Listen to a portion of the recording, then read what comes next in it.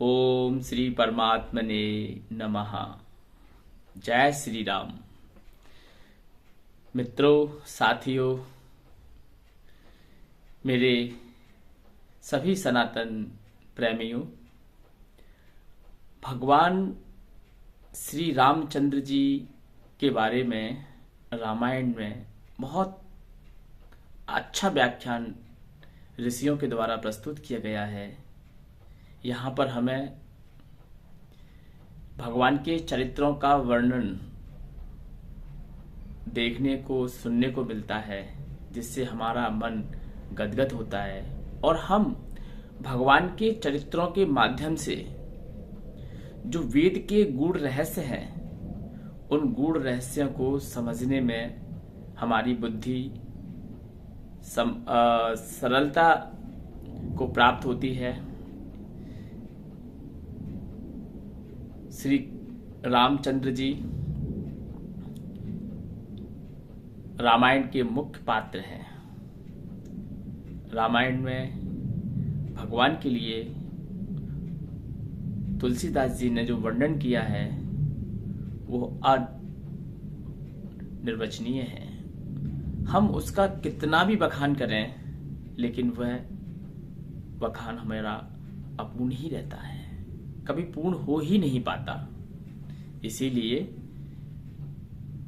रामायण में एक चौपाई आती है, हरि अनंत हरि कथा अनंता, गावहि जेहि श्रुति संता। श्रुतियों ने, संतों ने विभिन्न प्रकार से इसका गायन किया है, चरित्र का वर्णन किया है, लेकिन वो सब अपूर्ण ही रह जाता है। भला किसकी सामर्थ्य है जो भगवान के चरित्रों का गुणगान पूर्ण कर सके। हरि अनंत हरि कथा अनंता, वह परम तत्व विभिन्न रूपों में हमें भासित होता है। कभी राम बन के, कभी कृष्ण बन के, कभी परशुराम, न जाने कितने ही भगवान रूप ले चुके हैं, धारण कर चुके हैं, कितने अवतार अवतरित इस पृथ्वी पर हो चुके हैं। इन्हीं सब को समझाने के लिए श्रुति, स्मृति, वेद, उपनिषद यही तो सब बताते हैं। एको हम बहुश्याम विप्रा बहुधा वदन्ति, वदन्ति तत्तत् विद्महे ब्रह्मेति परमात्मेति भगवान इति शब्दति। अर्थात उस एक परम तत्व को विद्वानों के द्वारा बहुत रूप से वर्णन किया गया है। वेद में उसे ब्रह्म कह के संबोधित किया गया है। साथियों, ये तत्वतः एक ही है। चाहे आप कृष्ण कहें, चाहे आप राम कहें, चाहे आप वामन कहें, मत्स्य कहें, वराह कहें, नरसिंह, कोई सा भी अवतार आप भगवान का उठा लीजिए, ये सभी एक ही तत्व से हम जब ज्ञान के स्तर पर जाके श्रुतियों का सहारा लेकर के जब हम इसे तत्व की ओर जाएंगे तो हम पाएंगे कि अंत में जाके एक ही बचता है, और वह है परम तत्व, परम चेतना, ब्रह्म। जी हाँ, सिया राम में सब जग जानी। तुलसीदास जी कहते हैं सिया राम में सब जग जानी। तो तुलसीदास जी, बाबा तुलसीदास के द्वारा जो वर्णन हमें रामायण में देखने को मिलता है, वहां पर ऐसा प्रतीत होता है जैसे बाबा तुलसीदास ने इस महान सागर में के अथाह जलराशि को एक गागर में भर दिया हो। साथियों, पुराण, रामायण, जितने भी हमें शास्त्र मिलते हैं, ये सब का उद्देश्य एक ही है, उस परम तत्व तक पहुंचना, उस परम तत्व तक जाना। सबके जाने के अलग अलग रास्ते हो सकते हैं, अलग अलग व्याख्याएं हो सकती हैं, लेकिन अंत में हम जिस बिंदु पर पहुंचेंगे वह बिंदु एक ही है।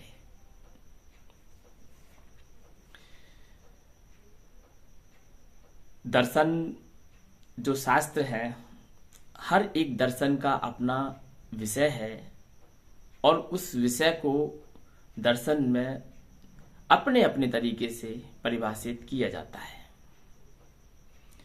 सांख्य दर्शन में प्रकृति और पुरुष के माध्यम से इस सृष्टि के काल चक्र को बताया गया है। वहीं वेदांत दर्शन में ब्रह्म की सत्ता का वर्णन किया गया है। अक्सर क्या होता है, हम जब कभी किसी विषय का जब अध्ययन करते हैं तो उसका पूरा अध्ययन न करने के कारण बीच में ही उस अध्ययन को छोड़ देने पर हमारी बुद्धि थोड़ी भ्रमित हो जाती है। ये शास्त्र का दोष नहीं है, वरन ये तो हमारा स्वयं का अपना दोष है जिसे हम शास्त्रों पर डालते हैं। साथियों, एक कथा आती है, पुराणों से ली गई कथा है कि कैसे भृगु ऋषि के द्वारा त्रिदेवों की एक बार परीक्षा लेने का मन बनाया गया। और यह परीक्षा क्यों ली गई? क्योंकि भृगु ऋषि के आश्रम में जब आहुतियां दी जा रही थीं तो उनके साथ में जितने भी संत ऋषिगण थे उन्होंने एक प्रश्न खड़ा किया कि ये जो आहुति दी जा रही हैं, आखिर ये आहुति किसके पास जाती हैं? कौन है इन आहुतियों का ग्रहण करने वाला? इस प्रश्न को जानने के लिए भृगु ऋषि ने देवों की परीक्षा लेने का मन बनाया, ब्रह्मा, विष्णु और महेश। उन्होंने ये पता करना चाहा कि इन तीनों देवों में कौन श्रेष्ठ है, किसके पास आखिर ये हमारी जो आहुतियां दी जाती हैं यज्ञ के माध्यम से, इनका वास्तविक अधिकारी कौन है। सर्वविदित है, पुराणों से ली गई यह कथा है और ये कथा अपने आप में बड़ी रोचक कथा है। यहां पर ब्रह्मा, विष्णु, महेश तीनों के पास भृगु ऋषि जाते हैं और तीनों को क्रोधित करते हैं ये पता लगाने के लिए कि इन तीनों देवों में से वह कौन सा देव है जो त्रिगुणातीत है, गुणों से जो सर्वथा परे है, जिस पर रज, तम, सत्व, रज, तम इन तीन गुणों का प्रभाव नहीं पड़ता है। वहीं इन गुणों को लेकर के सांख्य दर्शन में भी चर्चा की गई है, सांख्य कारिका में चर्चा की गई है। जब हम सांख्य कारिका का अध्ययन करते हैं तो वहां थोड़ा सा जो पुराणों की कथा है भृगु ऋषि के माध्यम से जो प्रस्तुत की गई है, गुणों के विश्लेषण को बताने के लिए, वही कथा सैद्धांतिक रूप में सांख्य कारिका में भगवान कपिल के द्वारा वर्णित की गई है। इसे सांख्य दर्शन के नाम से हम जानते हैं। अगर कोई व्यक्ति थोड़ा सा भी दर्शन का अध्ययन किया होगा तो उसे ये पता है कि जो ब्रह्म शक्ति है, जिसे हम परम चेतना के नाम से, जो परम सब चेतनाओं का जो चेतन है, जिससे सभी चेतनाएं प्रस्फुटित होती हैं, उसे हम परम तत्व, परम चेतन के नाम से जानते हैं। भगवान ब्रह्म, ईश्वर या महाईश, ये सर्वथा पदार्थों से भिन्न सत्ता है। यहां पदार्थ का अस्तित्व नहीं होता, लेकिन जो गुणों का प्रभाव होता है वह प्रकृति से डायरेक्ट कनेक्टेड है। और प्रकृति की अगर हम बात करेंगे तो प्रकृति में जड़ का होना, जड़ता का होना, ये उसका एक गुण है। प्रकृति जड़ है। वहीं जिसे हम चेतन कहते हैं, पुरुष कहते हैं, वह जड़ से भिन्न अलग सत्ता है। तो जो गुणों का वर्णन हमें देखने को मिलता है, सत्व, रज, तम, ये 3 गुण प्रकृति को रचने के लिए आवश्यक हैं, वो भी जड़ प्रकृति को। तो मित्रों, यहां पर एक कॉन्ट्राडिक्शन थोड़ा सा आ जाता है कि भृगु ऋषि गुणों को लेकर के त्रिदिवों की परीक्षा कर रहे हैं, जबकि सांख्य दर्शन शास्त्र ये स्पष्ट उद्घोष कर रहा है कि गुणों का ब्रह्म से या परम चेतन शक्ति से कोई लेना देना नहीं है। जी हां, अब ये कॉन्ट्रडिक्शन हमारे सामने आ जाता है। एक तरफ वैदिक शास्त्र है सांख्य कार्य का। सांख्य दर्शन वैदिक शास्त्र इसलिए कहा जाता है क्योंकि सांख्य दर्शन वेद के ही पैरेलल चलते हुए वेद की ही शिक्षाओं का अनुसरण करता है।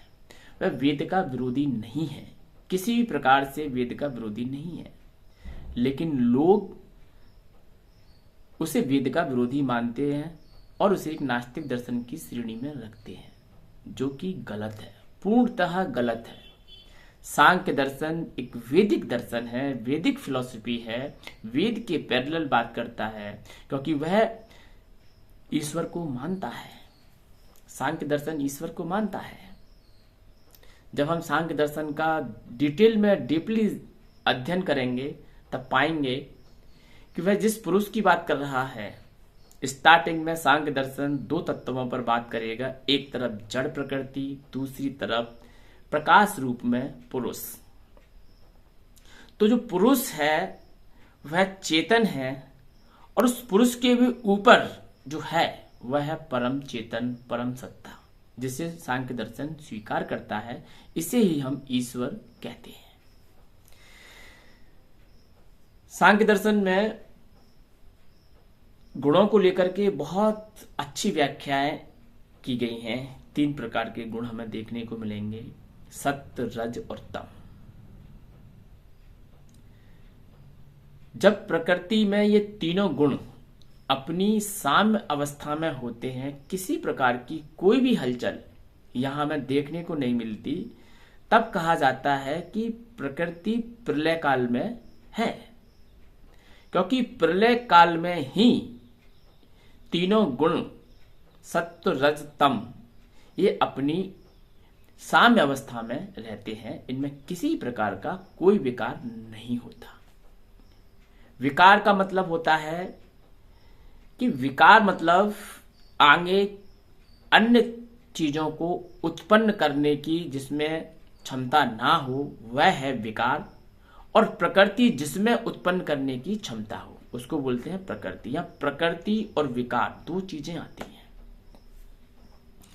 तो मित्रों, सत्व, रज और तम जब ये अपनी साम्य अवस्था को छोड़ करके विकार की ओर बढ़ते हैं, यानी कि विकार का तात्पर्य कुछ हलचल होते हुए प्रकृति अब आगे का स्वरूप धारण करेगी, इसको बोलते हैं कि गुणों में विकार उत्पन्न हुआ।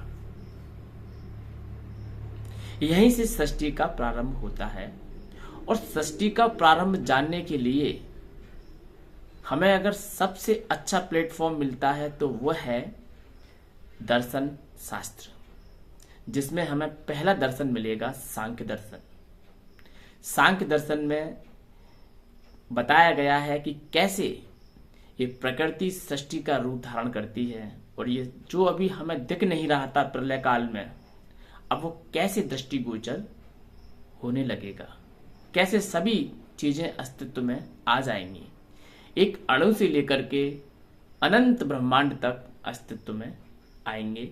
ये हमें सांख्य दर्शन में बहुत अच्छे से कपिल मुनि के द्वारा बताया गया है। साथियों, दर्शन शास्त्र का अध्ययन कोई सामान्य अध्ययन नहीं है। इससे हमारा अज्ञान, अविद्या, अविवेक दूर होता है। और जब व्यक्ति का अज्ञान, अविवेक दूर होता है, तभी व्यक्ति वास्तविकता में मोक्ष का अधिकारी होता है। अच्छा, मोक्ष का मतलब क्या होता है? विभिन्न विद्वानों ने अपने अपने स्तर पर मोक्ष को परिभाषित किया है। मोक्ष का तात्पर्य होता है संसार के बीज का नाश हो जाना ही मोक्ष है। जी हाँ, संसार के बीज का नाश जब होता है तो व्यक्ति मोक्ष को प्राप्त होता है, केवल्य को प्राप्त होता है, निर्वाण को प्राप्त होता है। जब तक बीज शेष रहेगा तब तक कैसा मोक्ष? मोक्ष नहीं हो पाएगा। इसीलिए जो मोक्ष का अभिलाषी है, जो मोक्ष चाहता है, उसे अपने संसार रूपी बीज को समाप्त करना होगा। आप इसे ऐसे भी समझ सकते हैं, मैंने अभी 4 दिन पहले एक वीडियो बनाया था स्थूल शरीर, सूक्ष्म शरीर और कारण शरीर को लेकर के। तो उसमें बताया कि कैसे हमारा जो स्थूल शरीर है, जो दिख रहा है पंचभौतिक शरीर, इस शरीर के पीछे सूक्ष्म शरीर है और उस सूक्ष्म शरीर के पीछे कारण शरीर है। कारण शरीर का तात्पर्य बीज शरीर भी जिसे कहा जाता है, ये अदृश्य रूप में है। ये बीज शरीर क्या होता है? ये बीज शरीर वही है जिसे सांख्य दर्शन में अविद्या, अविवेक कह करके संबोधित किया गया है। जब तक व्यक्ति अविद्या और अज्ञान के साए में रहता है तो समझ लीजिए अभी उसका बीज नष्ट नहीं हुआ है, उसका कारण नष्ट नहीं हुआ है। ये आध्यात्म के क्षेत्र में बढ़ने के लिए कुछ दार्शनिक स्तर की वार्तालाप है। इसके अभाव में हम ज्ञान को ठीक से नहीं समझ सकते। इसलिए ज्ञान की उपेक्षा करना, ज्ञान को लांघ करके अगर हम आध्यात्म की ओर जाएंगे तो हमारे मन में संशय और भ्रम बने ही रहेंगे, ये कभी समाप्त होने वाले नहीं है। भगवान श्री कृष्ण कहते हैं कि जो ज्ञानी जन हैं वो मेरी आत्मा है। ये मेरा वक्तव्य नहीं है, भगवान श्री कृष्ण कहते हैं ज्ञानी जन मेरी आत्मा है। तो सोचिए, विचार कीजिए कि बिना ज्ञान के आप कैसे अपना आत्मोद्धार कर सकते हैं। इन सब के लिए ही, आपके ज्ञान को बढ़ाने के लिए, आपके अज्ञान रूपी बीज को नष्ट करने के लिए ही ऋषियों ने इन ग्रंथों में अपने अनुभव उतार दिए हैं। और हमारा कर्तव्य है, हमारा परम कर्तव्य है, पहला कर्तव्य है कि हम ऋषियों के द्वारा संकलन उस ज्ञान को प्राप्त करें और अपना आत्म कल्याण करें। यही हमारे लिए परम हितकारी है। मित्रों, जो लोग ज्ञान का विरोध करते हैं, जो ज्ञान की चर्चा चलने पर आपका विरोध करते हैं, ऐसे लोगों से सावधान, क्योंकि वे खुद स्वयं एक गलत रास्ते पर हैं और जो स्वयं गलत रास्ते पर है वो दूसरों को क्या सही रास्ते पर ले जाएगा। इसलिए समाज में आप ऐसे लोगों से थोड़ी दूरी बना के रखें जो ज्ञान को क्रिटिसाइज करते हैं, ज्ञान की आलोचनाएं करते हैं। क्योंकि बिना आत्म तत्व को समझे आप परमात्म तत्व का बोध नहीं कर सकते, ये सत्य है। और रही बात भक्ति भाव की, तो भक्ति भाव तो अंतिम बिंदु है। प्रारंभिक बिंदु तो आपका यहीं से प्रारंभ होगा, ज्ञान से ही। जिसके हृदय में अज्ञान भरा हो वो क्या भक्ति करेगा?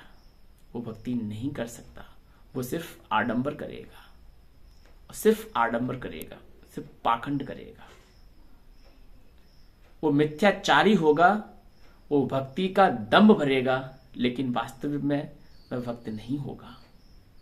भक्त होने के लिए आवश्यक है कि आप आत्म तत्व का पहले बोध करें, स्वयं को जानें कि मैं कौन हूं, कहां से आया हूं, क्यों मेरा ये स्थूल शरीर मुझे मिला हुआ है, इस स्थूल शरीर के पीछे का कारण क्या है, ये सूक्ष्म शरीर क्या है, ये कारण शरीर क्या है, ये मन क्या है, इंद्रिया क्या है, तन्मात्रा क्या है, पंचभूत का क्या है, आत्मा क्या है। ये कुछ प्रश्न हैं जो प्रारंभ में प्रत्येक व्यक्ति को जानने ही होंगे। बिना इन प्रश्नों के जिज्ञासा को शांत किए आप भक्ति मार्ग में कदम नहीं रख सकते। कुछ लोगों का कहना है कि भक्ति से सब कुछ संभव है। मैं मानता हूं सब कुछ संभव है, लेकिन पहले आत्म तत्व का बोध होगा, तभी हमें भक्ति प्राप्त होगी ईश्वर की, अन्यथा नहीं होने वाली। साथियों, ज्ञान मार्ग में आगे बढ़ने के लिए आपको जिज्ञासु होना आवश्यक होगा। वही जिज्ञासा के साथ साथ आपके अंदर एक गुण और होगा, वह है वैराग्य का।